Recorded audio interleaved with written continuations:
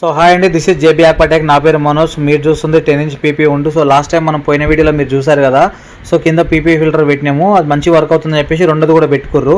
వీళ్ళకి self drive cars plus washing centre రెండు ఉన్నాయి. ఇది ఎక్కడో కాదు, నాగోల్ అల్కాపూరిలో రోడ్ నెంబర్ 3లో.